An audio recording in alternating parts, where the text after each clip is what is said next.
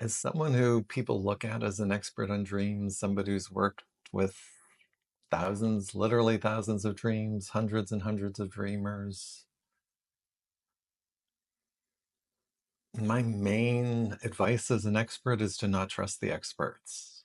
And what I mean by that is that the real meaning of your dream comes from your own personal association with what is happening for you in the dream. So you can turn to a dream dictionary for ideas, maybe, but what a dream means to you, what a lion, for example, in a dream means to you, the deepest meaning of it comes from you taking a moment to take a breath and feeling what comes up for you around being with that lion. What's your own personal history, what's your association with that being in your dream, with that place in your dream, with that person in your dream? You know, if you have a dream about a political figure, whatever the dream is about, it's not about anybody's else opinion of that person. It's like, what is your association? And the meaning of your dream flows out of beginning with owning your dream in this way. Don't go to the experts, don't go to the dream dictionaries. I can offer you possibilities. A dream dictionary can offer you some possibilities to dream with, but I'm sorry to like play with, I guess is what I'm saying. But you need to play with it and feel what resonates for you. I'm going to give you an example from one of my own dreams. I had a dream last night and I did this funny thing. I got up and I just like, I did the thing I tell everybody not to do, which is not to dismiss your dreams. And the dream was I was in some kind of new apartment. There was a young woman there and there was this washing machine I was trying to figure out. And it had this really complex set of buttons, control panel, and I couldn't figure it out. And some of the buttons actually controlled other things in the room, like air conditioners or heaters. And I couldn't figure it out. I made some joke about how I was a plumber for 10, 20 years and still couldn't figure it out. And I dismissed it. And then I had class today and had a few minutes to sit with the dream. And I was like, okay, I'm going to sit with it. I'm going to be a good boy and do what I tell everybody else to do.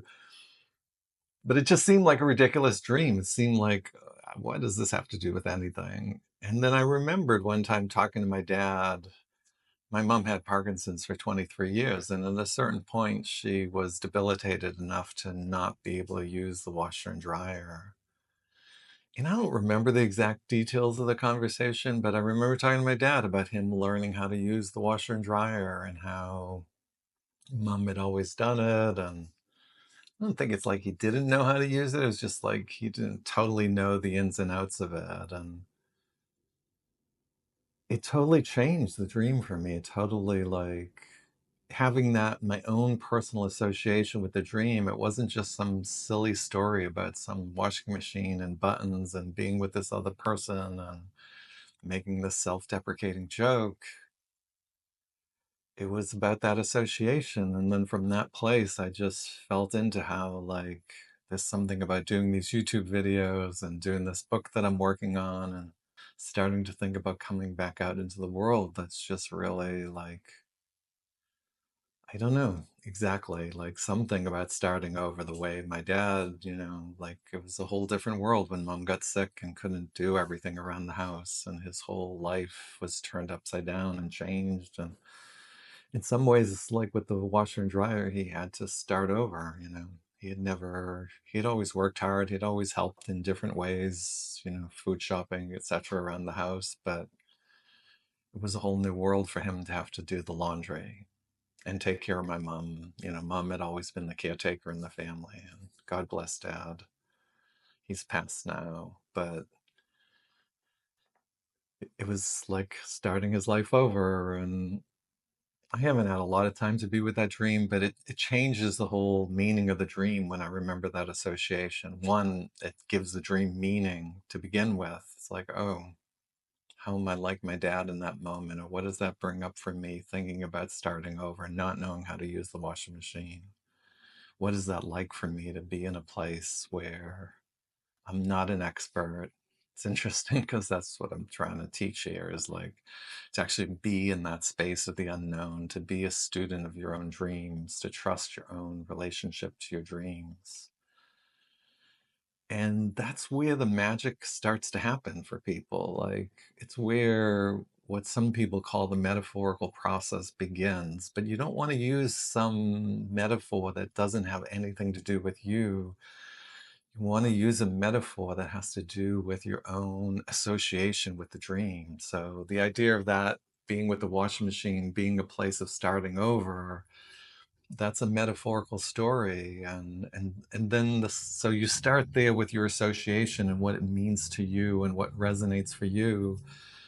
And then the bigger question, or I guess the other question then becomes, well, what does that have to do with your bigger life journey? Like, I think of this work, part of how I'm talking about this work is like this process of moving from a place of dissociation or separation from self into a place of reassociation. So for me, it becomes like, well, how do I put that starting over in the context of my life?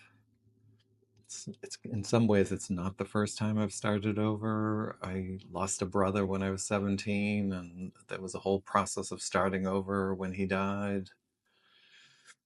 I was in a dream work community earlier in my life, and for reasons I won't go into today, the whole community that I devoted my life to, I left, and the community was torn apart and kind of blew up in some ways. I think I've talked about that in other videos, but it was another part of my life ending and starting over. And I think I'm in a similar place now, and like moving into being an elder actually, and kind of wanting to come into the world in that way.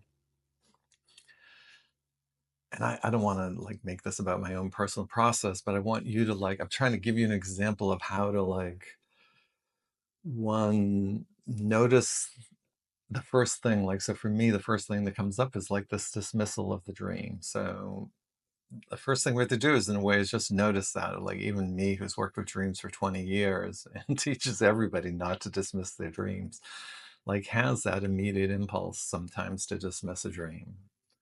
Or you might judge a dream or think it's a bad dream, or maybe it's not long enough. There's 1,000 reasons to not pay attention to it. So first step is to notice that.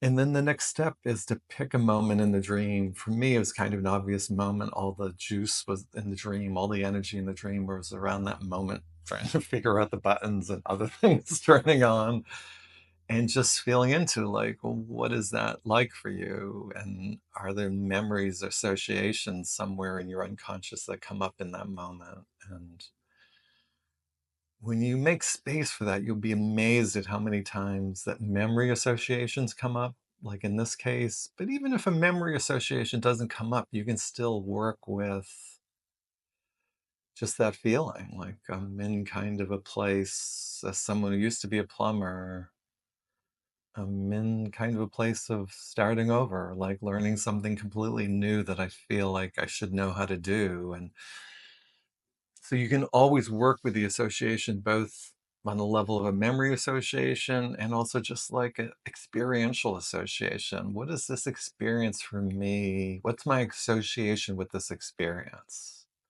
Not just the literal experience. I mean, if you have some issue with washer machines, you can run with that. But whatever is happening for you there in the moment, most of the time, 90+% of the time, it's not going to be about the washing machine or the car or the lion. Literally, it's going to be about your feeling association with that moment.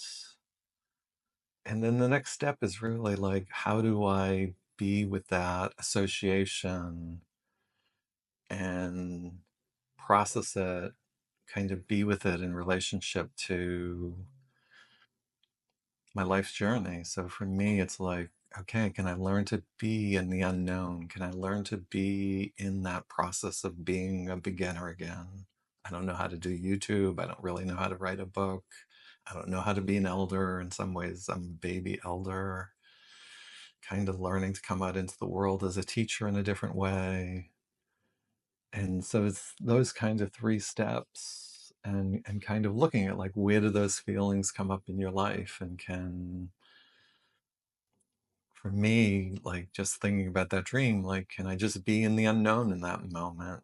You know, can I be with a younger woman that's there in the dream that I'm kind of joking with, but I'm not really in relationship? Can I be more in relationship with whatever that other energy is? Not be so self-deprecating, actually just be more open about like, I'm starting over. This is where I'm at. I could even ask for help, right? It doesn't occur to me in the dream that maybe she knows something about it. I don't, like, so that could be part of the practice for me, is to like learning to be in that process of starting over and asking for help where I could use help, or being open to help at least. So all of that, I hope. I hope this finds you well. For my friends and clients in Israel and other parts of the world that are in a war zone, sending love and prayers for everybody there in the Middle East, Gaza, Israel, Ukraine, Russia, beyond, places in the country here that are in chaos. Sending love and prayers, and hope you're well, whoever you are, wherever you are. Thanks for being here with me. Bye, everybody.